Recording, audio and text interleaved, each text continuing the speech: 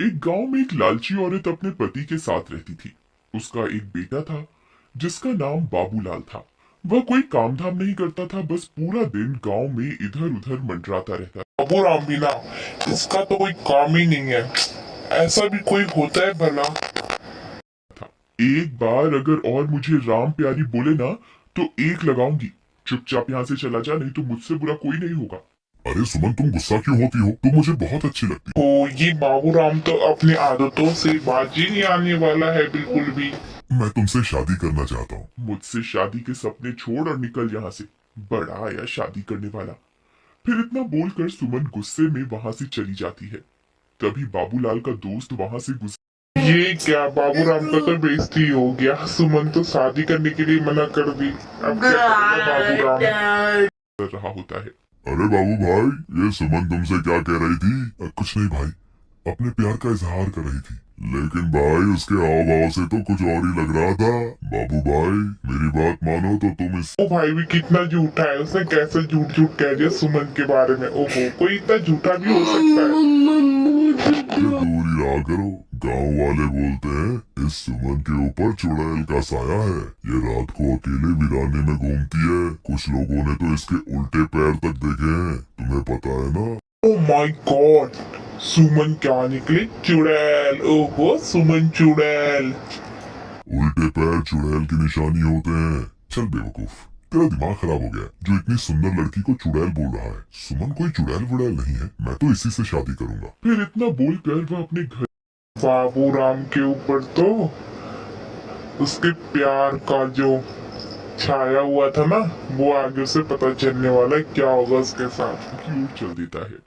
माँ, अब मेरी शादी की उम्र हो गई है। मेरी किसी सुंदर सी लड़की से शादी करवा दो ना। हाँ हाँ, क्यों नहीं। अगर राजा बेटा का कोई और भी अरमान है तो वो भी बता दीजिए। आपके सारे अरमान एक साथ ही पूरे करवा देंगे। काम धाम तो कुछ करना नहीं है। तेरी उम्र के सारे लड़के कुछ ना कुछ काम कर। बाबू राम तो एकदम निठल्ला व्यक्ति था, उसे तो बस कोई काम नहीं करना था, अब वो शादी करना चाहता है। सुन लो, अरे तू है पूरा दिन घूमता रहता है और मुफ्त की रोटियां तोड़ता रहता है। भला तुझ जैसे लड़के को कोई अपनी लड़की क्यों देगा? पहले कोई काम धाम करके कुछ पैसे वैसे कमा के दिखाओ, फिर शादी के सपने देखना। चल भाग यहाँ से, आवारा कहीं का। तो किसी काम धाम का नहीं है। देखो ना माँ, पिताजी हमेशा मेरी बेइज्जती करते रहते हैं।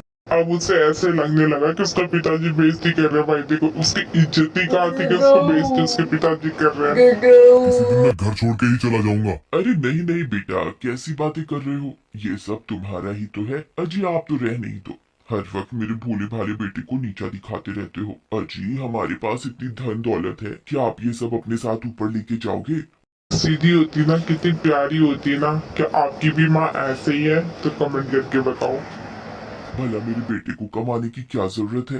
माँ, मुझे सुमन बहुत पसंद है। तुम उसके घर मेरा रिश्ता लेकर जाओ ना। ठीक है, मैं कल ही सुमन के माता पिता से तुम्हारे रिश्ते की बात करने जाऊंगी। फिर अगले दिन बाबूलाल की माँ सुमन के घर रिश्ता लेकर जाती है और उन्हें अपने पैसों का रुबाब दिखा। प्यारे बच्चों, आप इस चैनल को फर्स्ट टाइम देख रहे हैं तो इस चैनल को सब्सक्राइब जरूर कर लें और बेल आइकन प्रेस करना बिल्कुल भी ना भूलें।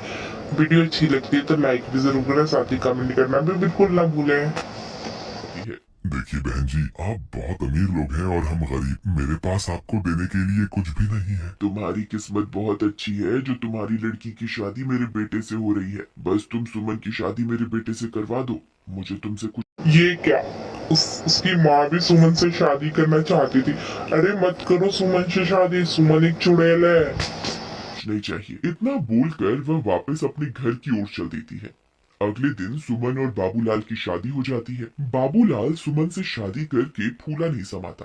रात होने पर बाबूलाल और सुमन अपने कमरे में सो रहे होते हैं। तभी सुमन उठती है और देख बाबूराम, तेरे साथ अब सुमन क्या करती है।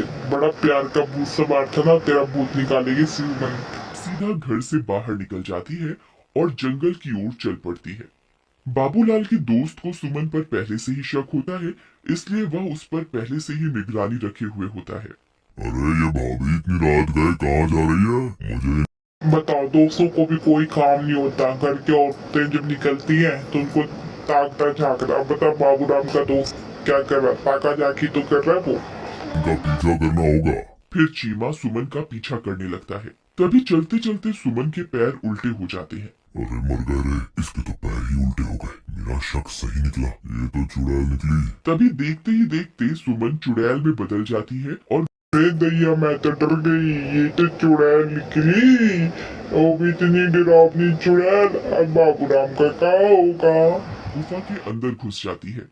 चीमा की आंखें फटी की फटी रह जाती हैं। फिर वह भी उसके पीछे पीछे गुफा के अंदर घुस जाता है।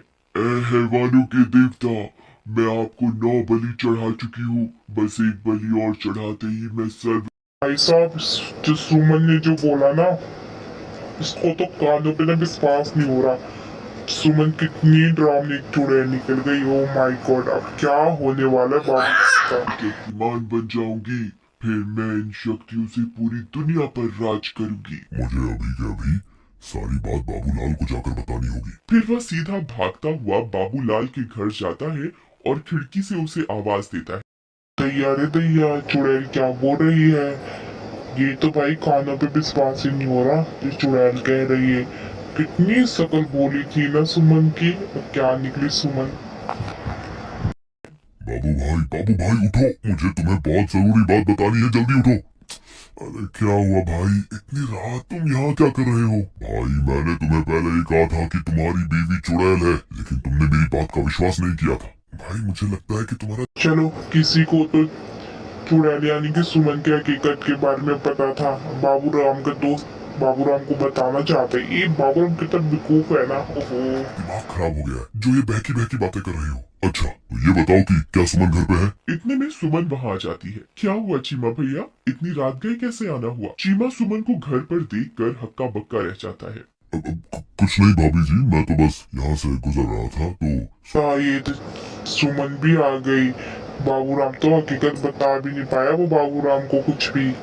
अब यहाँ पे सुमन भी आ चुकी है। अच्छा बाबू से मिलता चलूं। अच्छा मैं चलता हूँ। इतना बोलकर चीमा वहां से दुम दबा के भाग जाता है। अजी क्या हुआ, ये आपका दोस्त आपसे क्या कह रहा था? कुछ नहीं, बस ऐसी ही बेकार की बातें कर रहा था। चलो वह उसकी वाइफ तो आ गई, और क्या उसने कुछ सुन लिया या नहीं, आगे के वीडियो में देखेंगे क्या हुआ है। तो दोस्तों, तुम सो जाओ, रात बहुत हो गई है। फिर सुबह होने पर वह सेठानी गुस्से से लाल हो जाती है क्योंकि सुमन अभी तक सो रही होती है।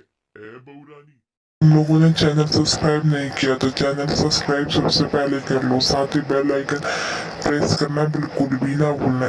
इसी चैनल पे इसका सेकंड पार्ट वीडियो भी अपलोड होगा, और आप ऐसे ही मजेदार कहानियाँ इस चैनल पे देखने को मिलेगा।